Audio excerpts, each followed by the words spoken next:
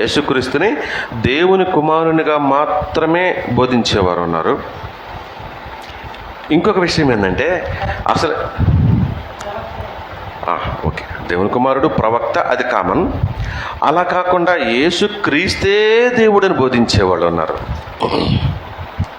అర్థమవుతుందా తేడా? యేసుని కేవలం దేవుని కుమారుడిగా, ప్రవక్తగా, అపుస్తులుడిగా బోధించేవాళ్ళు ఎలా ఉన్నారో, యేసయ్యని మాత్రమే దేవునిగా, అంటే ఆయనే తండ్రి, ఆయనే కుమారుడు, ఇక టోటల్గా అన్ని ఆయనని బోధించేవాళ్ళు ఉన్నారు. మనం ఈరోజు నేర్చుకోబోతున్న విషయం ఏంటంటే, వారేం చెప్తున్నారు, వీరేం చెప్తున్నారు మనకొద్దు. బైబిల్ ఏం చెప్తోంది, ఆయన దైవత్వం యొక్క లక్షణాలేంటి, మానవుని లక్షణాలేంటి ఈరోజు మనకు అర్థమైతే పాఠం అయిపోయేటప్పటికీ ఆయన ఎవరో మనకు క్లారిటీ వచ్చేస్తుంది. ఓకేనా? ఈరోజు మాకు ఒక 9 అంశాలు, దేవుని యేసుక్రీస్తులో ఉన్నటువంటి పరిపూర్ణమైన లక్షణాలు ఒక 9 అంశాలుగా మీకు నేను మాట్లాడబోతూ ఉన్నాను, 2 భాగాలుగా. బల్లపుచ్చుకోవడానికంటే ముందుగా మనం కొన్ని సంగతులు, ఆ తర్వాత కొన్ని సంగతులు నేర్చుకుందాం. మీరు యేసుక్రీస్తు వారిని చాలామంది దేవునిగా బోధించేవాళ్ళని, ఆయనకేమండి దేవుని అసలు ఆయనకు ఆకలి దప్పులు ఉండవు, అసలు ఏ బాధలు ఉండవు, ఆయన పరిశుద్ధుడు, అస్సలు పాపం లేదు కాబట్టి ఆయన మనలాంటివాడు కాదు, మనతో ఆయనకు పొత్తొద్దు కాబట్టి అన్ని దేవుని పనులే చేయగలిగాడు, అంటే అద్భుతాలు కానీ సూచక్రియలు కానీ వీరి గురించి మాట్లాడుతూ ఆయన అలా చేయగలిగాడు అంటే కారణం అదే, దేవుడే అని మాట్లాడుతున్నారు. కానీ బైబిల్ని ఆలోచిస్తే ఈ శరీర సంబంధమైన రక్త మాంసాలు కలిగిన దేహంలో ఉన్నాంగా మనం కదా. రక్త మాంసాలు కలిగిన దేహంలో ఉన్న వాళ్ళకి ఏమేమి ఉంటాయి? ఆకలి ఉంటుందా లేదా? ఉంటుందా? 2 దప్పిక ఉంటుందా? అలసట ఉంటుందా? అవునా? కన్నీరు, దుఃఖము, అంటే భావోద్వేగాలు అంటాం కదా, అవునా? ఏమంటారు వాటిని? భావోద్వేగాలు కదా. సంతోషం అంట, దుఃఖం అంట, ఏడుపు అంట, ఆశ్చర్యం అంట, అవునా? ఏమంటారు వాటిని? ఇవన్నీ ఏమంటారు వాటిని? చెప్పాలి, తెలుసా? ఉన్నాయా? మనిషికి ఉంటాయి కదా ఇవన్నీ, అవునా? ఇవన్నీ కూడా యేసుక్రీస్తు వారిలో కూడా ఉన్నాయని బైబిల్ చెప్తుంది, అవునా? వీటన్నిటిని మనం పోల్చుకుంటూ మంచి విషయాలు నేర్చుకుందాం ఈరోజు. సంతోషంతో ఇక్కడి నుంచి వెళ్ళాలి తృప్తిగా. మన పాఠం పేరేంటి? మానవత్వం, దైవత్వం. ఎవరిది? యేసుక్రీస్తు వారి గురించి. ఒకటిసారి కొన్ని విషయాలు మొదటి వర్తమానం నేర్చుకోవడానికి ముందుకు వెళదాం. మత్తయి సువార్త తీయండి, 4వ అధ్యాయము 2వ వచనం. మొట్టమొదటి నేను ఆకలి గురించి చెప్పబోతున్నా. మొదటి సందర్భంలో ఒక 4 అంశాలు, తర్వాత 2వ సందర్భంలో 2వ ప్రసంగంలో మిగతా 5 అంశాలు నేర్చుకుందాం. నా వైపు చూడండి అందరూ. మత్తయి సువార్త 4వ అధ్యాయము 2వ వచనంలో ఏముంది ఒకసారి చదవండి. 40 దినములు 40 రాత్రులు ఉపవాసం ఉండిన పిమ్మట ఆయన ఆకలి కొనగా. చాలండి. అంటే ఇప్పుడు ఆయనకి ఆకలి వేసింది కదా, నిజమా కాదా? యేసుక్రీస్తు వారికి ఆకలి ఉందా లేదా? ఉందా? యేసుక్రీస్తు వారు 45 రోజులు 1-2 కదా, అక్కడ ఏముంది? అక్కడ 40 దినములు 40 రాత్రులు 2 ఉన్నాయి. ఇక్కడ మనం కూడా 40 ఉపవాసాల పండుగలు పెట్టుకుంటాం, మంచిదే. కానీ రాత్రింబగళ్ళు ఉపవాసాలు ఉండేవాళ్ళు భూమి మీద ఉన్నారో లేదో నాకైతే తెలియదు. కానీ ఒకవేళ ఉంటే 45 రోజుల తర్వాత చనిపోవలసిందే. ఇంకా ఆ తర్వాత కూడా ఆకలి మీద ఉంటే. కానీ మనం ఈరోజు 70 రోజులు ఉన్నాం, చాలా రోజులు ఉంటాం, ఓకే. కానీ యేసుక్రీస్తు వారు 40 రోజులు ఉపవాసం ఉన్నారు. ఎందుకున్నారు చెప్పాలి. ఈరోజు మనం ఎందుకుంటున్నా, ఆయన ఎందుకున్నారు? ఆయన దేవుని పనిలోనికి రావటానికి, తన శరీరాన్ని సమస్తమైనటువంటి విషయాలకి లోబడకుండా నిలువరించుకోవటానికి. ఈరోజు కొంచెం ఆకలి అయితే ఓర్చుకోలేం మనం, ఎక్కువైనా ఆకలి అయితే నీరసం వస్తుంది, ఎక్కువ తింటే ఆయాసం వస్తుంది, నిద్ర లేకపోతే ఎక్కువ బాధ మనకి. ఒకటి కాదు, ఈ శరీర సంబంధమైనవి. అలా కాకుండా ఆయన తన శరీరాన్ని తన అదుపులో ఉంచుకోవటానికి తను చెప్పినట్టుగా శరీరం వినాలి. ఈరోజు మనం శరీరం చెప్పినట్టుగా మనిషి వింటాడు, కానీ ఆయన తాను చెప్పినట్టు, అంటే ఆత్మ చెప్పినట్టు శరీరం వినాలట. వాస్తవంగా శరీరానికి ఆత్మకి అసలు పడదు. ఆ 2 ఒకటికొకటి విరోధం. ఆత్మ ఏమో ప్రార్థనకి వెళ్దామంటది, శరీరం ఏమో మాంసం కొట్టుకెళ్ళమంటది. చుట్టాలింటికి వెళ్ళమంటుంది, దినాలు ఉన్నాయి, పేరంటాలు ఉన్నాయి, వెళ్ళమంటుంది. ఇలా కాకుండా తాను ఏది చెప్తే అది వినేలాగా తన శరీరాన్ని నలగగొట్టి తన అదుపులో ఉంచుకోవడానికి యేసుక్రీస్తు వారు ఏం చేశారట? ఉపవాసం ఉన్నారట. ఉపవాసం అయిపోయిన తర్వాత సహజంగా మనిషికి ఆకలేస్తుంది కదా, అవునా? ఇది మానవ తత్వం. తత్వం అంటే లక్షణం, అలవాటు. మన శరీరానికి లేదంటే మన మనిషికి మొదటి నుంచి మనం చేసే అలవాటు ఏదైతే ఉంటుందో అదే తత్వం. మన లక్షణం ఏంటంటే వాడంతేరా మూర్ఖపు తత్వం, వాడంతేరా మంచోడు, వీడంతేరా తాగుబోతు, వీడంతే, ఇలాగ మనం మాట్లాడుకుంటాం. అది తత్వం అంటే అలవాటు, మనం చేసిన లక్షణం మనకి. అలాగే మనిషికి ఒక తత్వం ఉంది, దేవునికి ఒక తత్వం ఉంది. మనిషి తత్వం ఏంటంటే సృష్టింపబడటం, దేవుని తత్వం ఏంటంటే సృష్టించటం. మనిషి తత్వం ఏంటంటే ఎదురు తిరగటం, దేవుని తత్వం ఏంటంటే ఓర్చుకోవటం. ఇది మీకు అర్థమైతే దేవునికి మధ్య ఉన్న తేడా, మానవత్వానికి దైవత్వానికి మధ్య ఉన్న తేడా మనం యేసుక్రీస్తులోనే చూద్దాం. మిగతా మనుషులందరితో మనకు పని లేదు. ఈయన ఆకలి కొన్నారట. అసలైన బాధ, ఆయన బాధ ఏంటి? ఆకలి ఉందా? ఉంది కదా. ఇది మనకు అర్థమైతే ఆకలికి ఉన్నాడు అంటే అర్థమైందంటే ఆయనకు ఆకలి ఉంది. విచిత్రమైనది తెలుసా, ఆ రోజు ఆయన ఎవరికి భోజనం పెట్టలేదు, బిర్యానీ పెట్టలేదు, లేదా ఎక్కడికి పోయినా కూడా ఆశీర్వాదాలు, కానుకలు, బోలుడు డబ్బులు, ఇవన్నీ ఏమి లేవు. ఎప్పుడు చూసినా ఆయన ఉపవాసాల పస్తులు ఎక్కువ ఉన్నట్టే ఉంటుంది మనం చదివితే గనక. ఎవరు ఆదరించి ఆయనకు అన్నం పెట్టినట్టుగా కనపడతలేదు ఆయన. అయినా కానీ ఒకసారి మీరు 14 అదే మత్తయి సువార్తలో ఉన్నారుగా, 14వ అధ్యాయం 15 నుంచి 21 వరకు ఈ సంగతులు ఉంటాయి. ఏం చేశారు అక్కడ చూడండి. ఈయన ఆకలి కొన్నారు. మీకు తెలుసా, అనేక మందికి అన్నం పెట్టాడు. ఏంది ఈయన ఆకలి కొని? ఈయనకి అన్నం పెట్టేవాళ్ళు ఉన్నారో లేరో.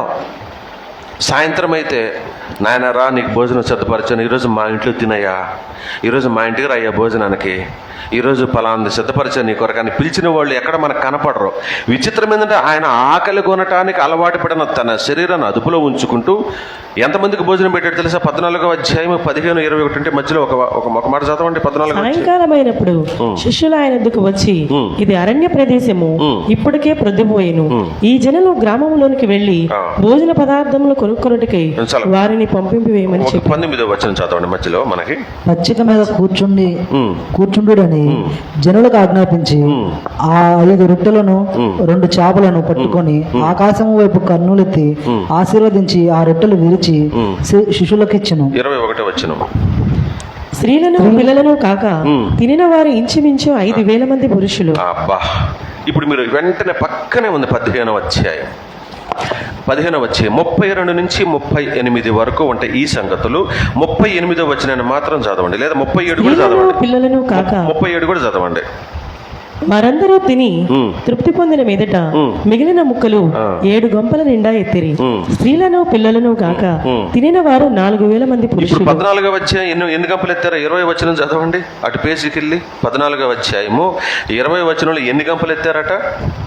వారు 12 గంపల నిండా ఎత్తిరి. అబ్బా, ఈ విషయం తెలుసా? ఇప్పుడు ఈయన యేసుక్రీస్తు వారి యొక్క తత్వాన్ని మనం గనక చూస్తే మనకు అర్థం కావాలి. మనుష్యుడు, ఆయన మానవ మాత్రుడు మాత్రమే అని చెప్పి బోధించే మహానుభావులు ఉన్నారు. కాదు కదా, ఆయనే దేవుడు, ఇంకొక దేవుడు లేడు, ఆయనే దేవుడు అని బోధించేవారు ఉన్నారు. ఈరోజు మనం ఆలోచిస్తే ఈ రెండింటికి మధ్యవర్తంగా బైబిల్ ఏం చెప్తుందని ఆలోచిస్తే ఆయన మానవ తత్వాన్ని, దైవతత్వాన్ని మనం ఒకసారి పరిశీలించుకుంటే ఈయనే ఆకలి కొనేంత శరీరం ఉంది. అంటే రక్త మాంసాలు కలిగిన దేహాన్ని మాత్రమే ఆయన కలిగి ఉన్నాడు భూమి మీద ఉన్నప్పుడు.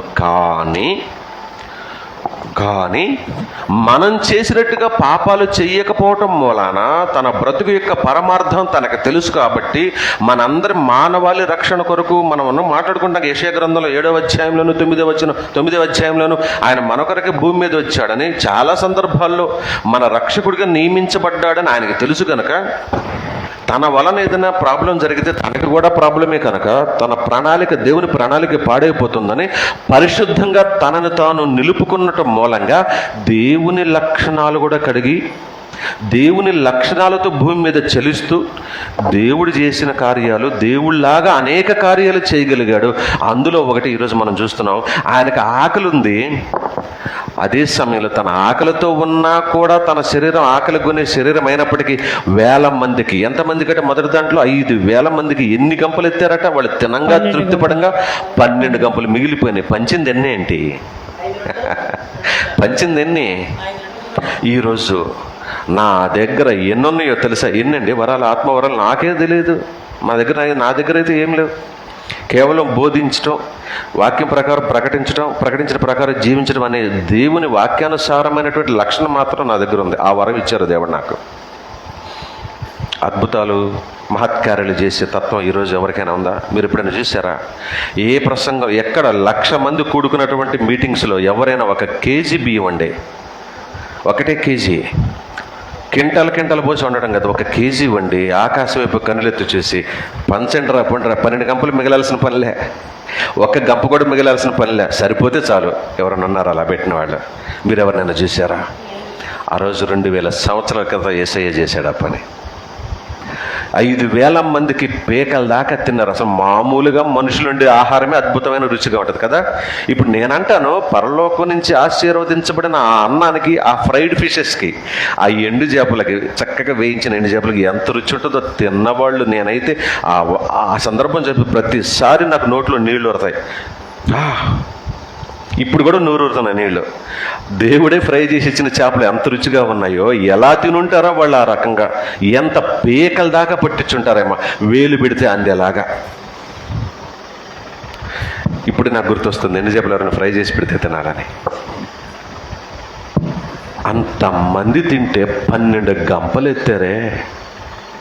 4,000 మంది, పురుషుల స్త్రీల పిల్లలు అందరూ కలిసే? కాదు సుమా, కేవలం పురుషులు లెక్కేస్తే 5,000 మంది, 12 గంపలు మిగిలినాయి. పురుషులు లెక్క పెడితే ఇంకో సందర్భంలో 4,000 మంది, ఎన్ని గంపలు మిగిలినాయి? 7 గంపలు మిగిలినాయి. ఆయన తత్వం మనకు అర్థమవుతుందా? యేసుక్రీస్తు వారి గొప్పతనం మనకు అర్థమవుతుందా? మన కొరకు ఆయన పడిన ప్రయాసం ఏమైనా అర్థమవుతుందా? ఆయనకి ఆకలి ఉంది, అయినా ఓర్చుకుంటూ జనం ఆకలి తీర్చడానికి ప్రయాసపడుతున్న ఒక దైవజనుని గురించి, ఒక ప్రవక్త గురించి, ఒక రక్షకుడి గురించి మనం ఆయన స్థాయిలో ఆలోచిస్తున్నామా? చాలా చిన్నగా చూస్తున్నామా ఆయన్ని? మనం ఒక లక్షణం చెప్పాను మీకు, ఏంటది? ఆకలి. ఇప్పుడు రెండవది దప్పిక, అంతేనా?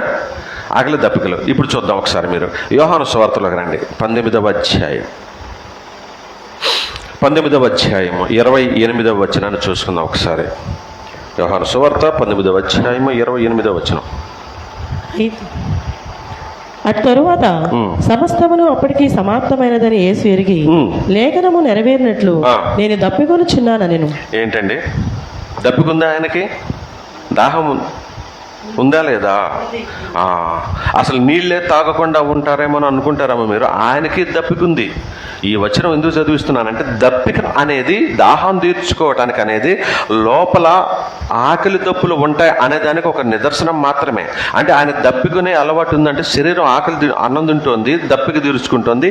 ఆ తత్వం అయింది. మీకు విషయం తెలుసా? ఒకరోజు ఒక ఆమెతో మాట్లాడటానికి వెళ్ళారు. ఇదే యోహాను సువార్త. ఒకసారి మీరు 4వ అధ్యాయంలోకి రండి. ఒక చోటకి వెళ్ళారు, అక్కడ ఒక మాట అంటున్నారు తెలుసా? 4వ అధ్యాయము యోహాను సువార్త 10వ వచనం ఒకసారి చదవండి ప్లీజ్. అందుకు యేసు, నీవు దేవుని వరమును. ఎవరు మాట్లాడుతున్నారు గుర్తుందా? తెలుసా మీకు ఇప్పుడు ఈ సందర్భం? Very good. నాకు దాహమునకిమ్మని నిన్ను అడుగుచున్నవాడెవడో అది ఎరిగి ఉంటే నీవు ఆయనను అడుగుదు. ఏమడుగుతావో తెలుసా అమ్మా?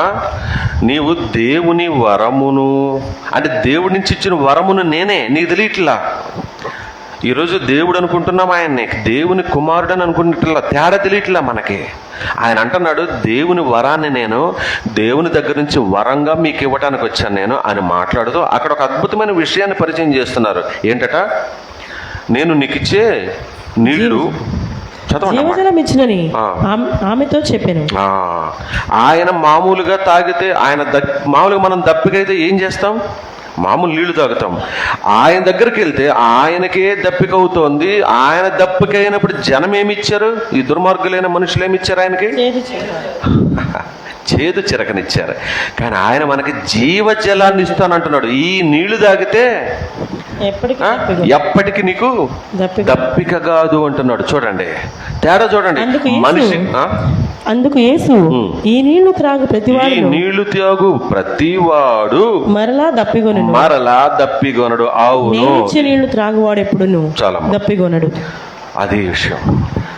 మనమిచ్చే నీళ్లు ఆయన తాగితే మరలా మరలా దప్పికొంటది. మన నీళ్లు మనం సంపాదించుకున్న నీళ్లు తాగితే మరలా మరలా దప్పికొంటాం. కానీ ఒకసారి యేసుక్రీస్తు అనే జీవ జలపు ఊట దగ్గరికి వెళ్ళి దోసిలు బట్టి ఆయన వాక్యం అనే జీవాన్ని గనక జలాన్ని గనక ఒకసారి తాగితే, ఒక గుక్కెడు తాగగలిగితే, ఆ జీవ జలాన్ని గనక గుక్కెడు తాగేసి మనం తృప్తి పడగలిగితే, ఒక్కసారి మన ఆత్మ నిండుగా దాహాన్ని తీర్చుకోగలిగితే, ఇంకా ఎన్నటికీ ఈ లోక సంబంధమైన ఇక వీటి గురించి దప్పిక రాదట.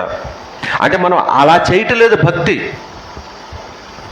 ఆయన దప్పికకునే సాధారణ మా రక్త మాంసాలు కలిగిన దేహంలోనే ఉన్నారు.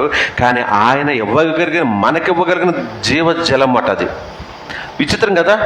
ఆయనే జీవజలపు ఊట, ఆయనే జీవజలము, ఆయనే దేవుని వరము. చూడండి, ఆకలి ఉంది, దప్పికుంది, కానీ ఆయన ఆకలి ఓర్చుకుంటూ 1000 మందికి భోజనాలు పెట్టగలిగే స్థాయి ఆయనది. ఆయనే దప్పిగా ఉంటున్నాడు సిలువలో వేలాడేటప్పుడు. కానీ ఆ చనిపోయి తిరిగి లేచిన తర్వాత నేటికి కూడా లెక్కేసుకుంటే ఎన్ని వందల వేల లక్షల కోట్ల జనాభానో ఈ 2000 సంవత్సరాల్లో. తరానికి కొన్ని వందల కోట్ల మందిని లెక్కేసుకున్నా కూడా ఇప్పటికి 22,000 సంవత్సరాలంటే ఎన్ని వేల లక్షల కోట్ల మంది జనాల జీవ జలపు ఊటలుగా ఉన్నాడో, ఎంతమందికి దాహాన్ని తీర్చాడో, ఎంతమందికి పరదేశంలో స్థానం ఇచ్చి అక్కడ విశ్రాంతి తీసుకోమని పంపించాడో, అంగీకరించిన వారిని, హృదయపూర్వకంగా తాగిన వారిని, హృదయపూర్వకంగా దోషులతో ఆ జీవజలాన్ని స్వీకరించిన వారిని. తెలుసా? ఇంకొక మాట మీకు పరిచయం చేస్తాను.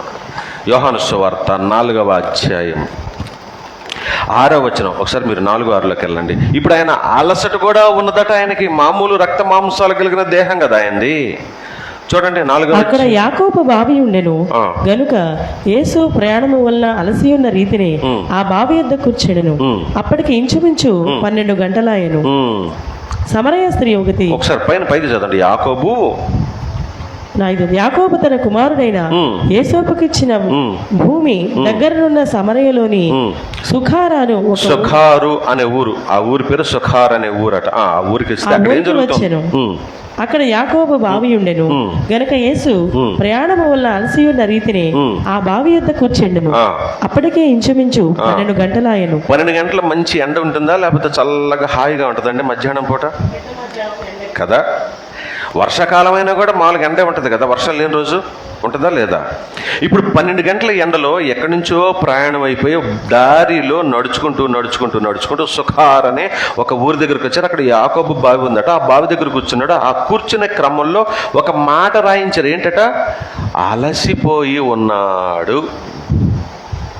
మనలాంటి మానవ మాత్రుడే కదా, నీకు నాకున్నట్టే రక్త మాంసాలు కలిగిన దేహమే కదా, అవునా?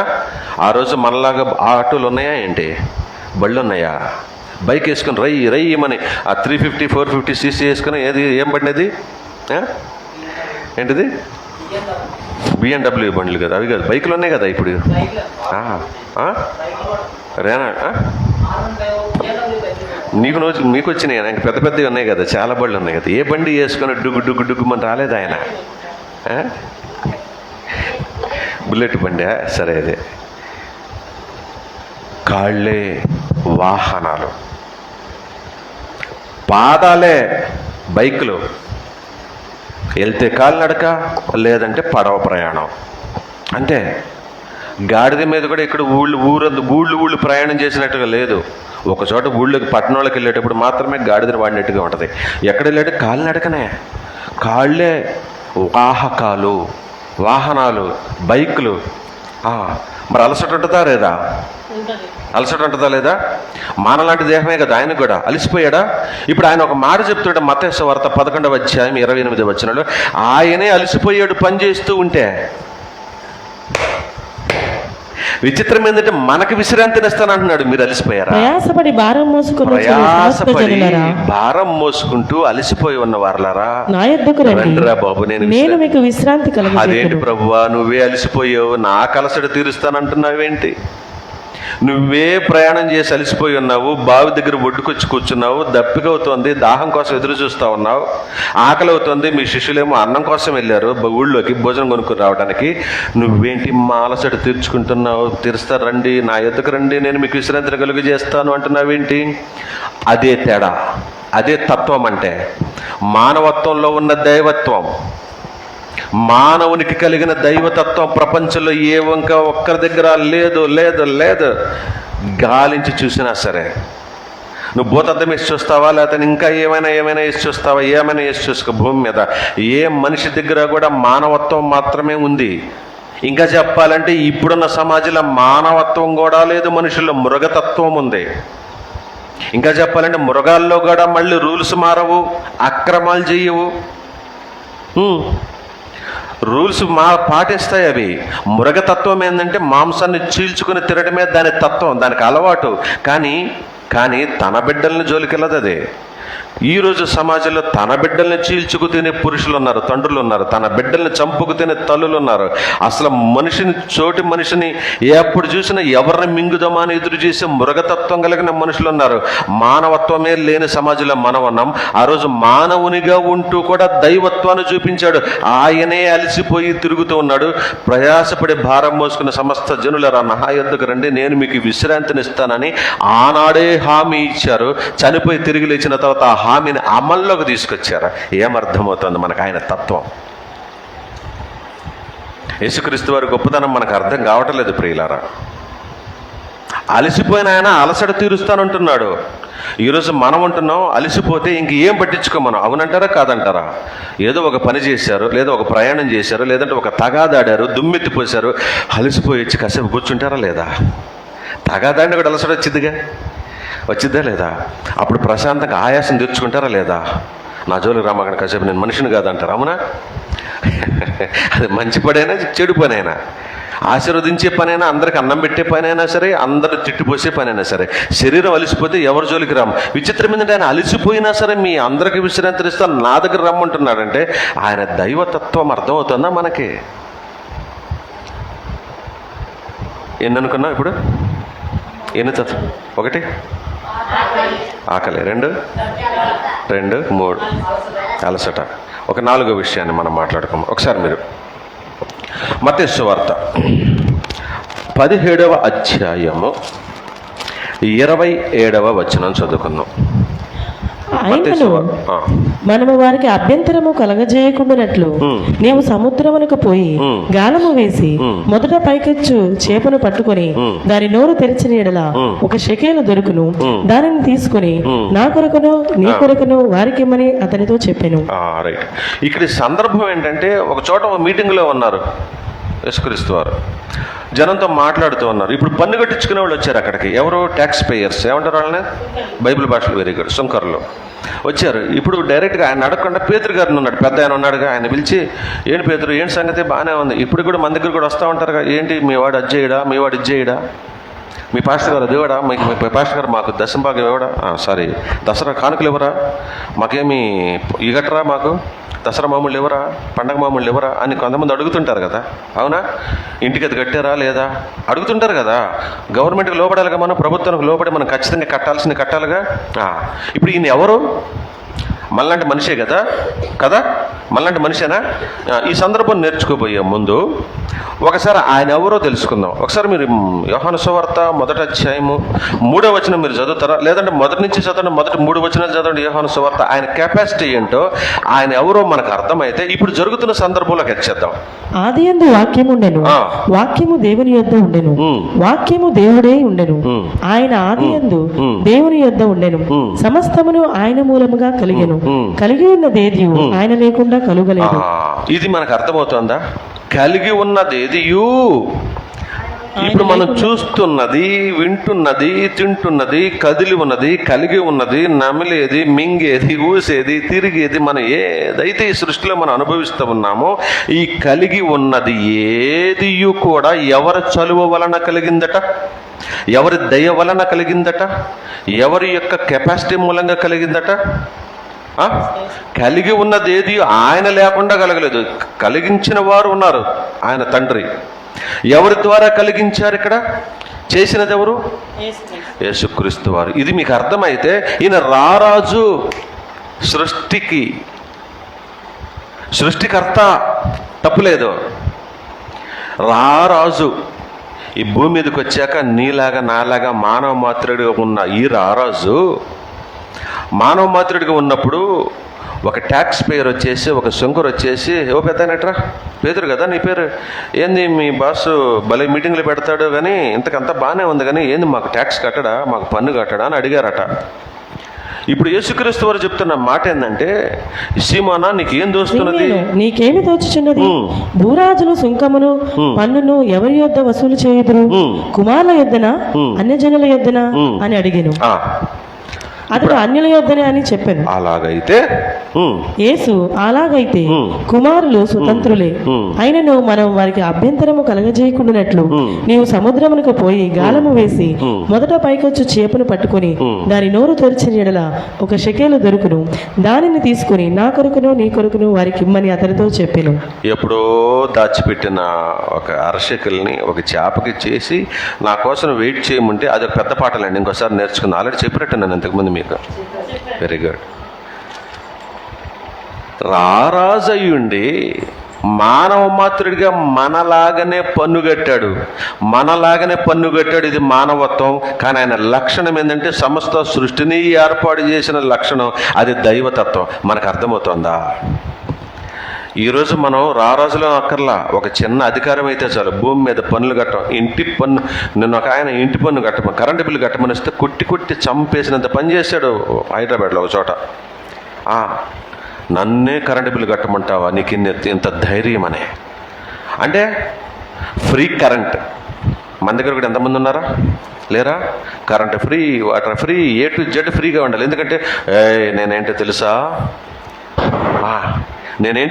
తన అధికారాన్ని వినియోగించుకొని ప్రభుత్వం దగ్గర నుంచి, ప్రభుత్వంలో ఒక భాగమైన ఒక చిన్న అధికారి ప్రభుత్వం దగ్గర నుంచి అన్ని లాంఛనాలు, అన్ని సౌకర్యాలు ఉచితంగా పొందుకోవటానికి ప్రయాసపడుతూ ఉన్నారు. అధికారాన్ని దుర్వినియోగం చేస్తూ ఉన్నారు. ఈ రారాజు మనం ఆరాధించే మన రక్షకుడైన ప్రభువు రారాజు అయ్యుండి, ప్రపంచంలో కలిగి ఉన్న దాని అంతటికీ అధిపతి అయ్యుండి, ఒక చిన్న పట్టణంలో, ఒక మారుమూల పల్లెలో ఒక చోట కూర్చొని ప్రసంగం చేస్తూ ఉంటే ఒక చిన్న అధికారి వచ్చి ట్యాక్స్ కడతావా కట్టవంటే, ఎందుకు కట్టను? కట్టాల్సిందే. పేతురు, నువ్వు వెళ్ళి ఆ పని చేసి తీసుకొచ్చి వీళ్ళకి పన్ను కట్టమన్నాడు. అంటే ప్రభుత్వానికి లోబడుతున్నాడు ప్రభువే.